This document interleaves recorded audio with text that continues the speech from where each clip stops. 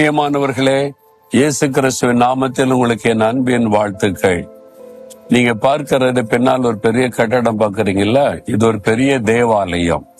இது தென் அமெரிக்காவில் இருக்கிற பிரேசில் தேசத்தில் இருக்கிற ரியோ பட்டணம், அதனுடைய தலைநகர். அதுல இருக்கிற பிரம்மாண்டமான ஒரு தேவாலயம். 100 வருஷத்துக்கு முன்னால அந்த ஆலயம் கட்டப்பட்டு இருக்கிறது. இது ஒரு கத்தோலிக்க ஆலயம். அந்த ஆலயத்துக்குள்ள ஆயிரக்கணக்கான பேர் கூடி ஆராதிக்க முடியும். அவ்வளவு பிரம்மாண்டமான ஒரு தேவாலயம். அதுக்கு முன்னால நின்று கொண்டு உங்களோட நான் பேசுகிறேன். இது இந்த பட்டணத்தினுடைய மெயின் சிட்டிக்குள்ள அமைந்திருக்கிறது. திரளான மக்கள் வர்றாங்க.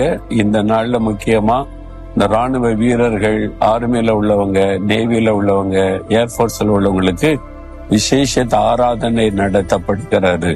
அந்த ஆபீசர்ஸ், அதுல பணி செய்யற எல்லாரும் திரளாய் கூடி வந்திருக்கிறாங்க. ஆனா இந்த இடத்துல ஆண்டவர் உங்களுக்கு என்ன வசனம் சொல்ற தெரியுமா? யோவான் 14ஆம் அதிகாரம் 27வது வசனம். சமாதானத்தை உங்களுக்கு வைத்து போகிறேன், என்னுடைய சமாதானத்தை உங்களுக்கு தருகிறேன்.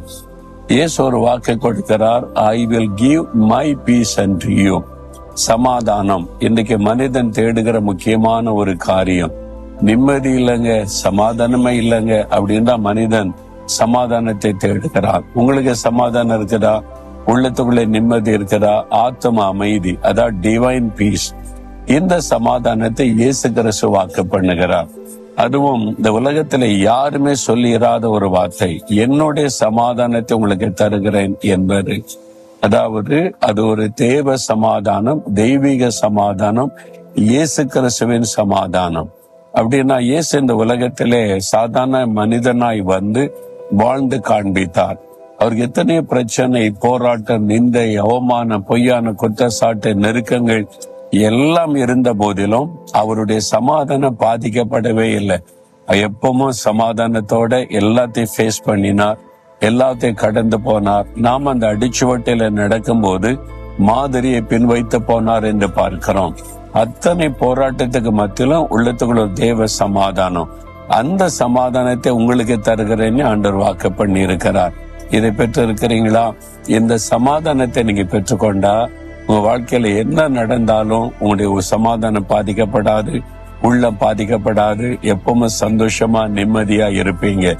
இதை நமக்கு தருவதற்கு தான் இயேசு சிலுவையிலே தன்னை பலியாய் கொடுத்தார்.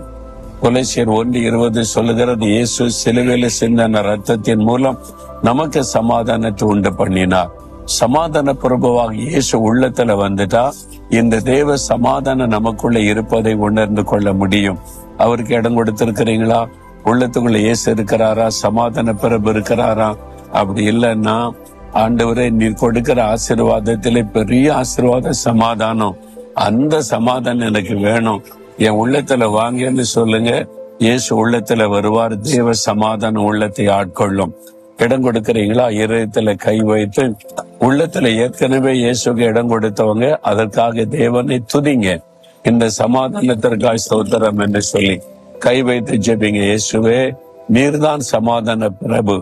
எங்களுக்கு சமாதானம் கொடுக்க சிலுவையில ரத்தம் சிந்தினீர். உம்முடைய தேவ சமாதானம் எங்கள் உள்ளத்தை நிரப்பட்டும். யார் யார் எனக்கு வேணும், நீர் வேணும்னு ஜெபிக்கிறாங்களோ அவனுடைய உள்ளத்தை நிரப்பும். தேவ சமாதானத்தை நான் நிரப்பும். ஆண்டவரை எப்பொழுதும் ஒரு சமாதான ஆத்ம அமைதி உள்ளத்துல காணப்படட்டும். இன்றைக்கு சமாதான குறைவுகள் எல்லாம் உள்ளத்தை விட்டு விலகட்டும். இயேசுவின் நாமத்தில் ஜெபிக்கிறோம் பிதாவே. ஆமேன், ஆமேன்.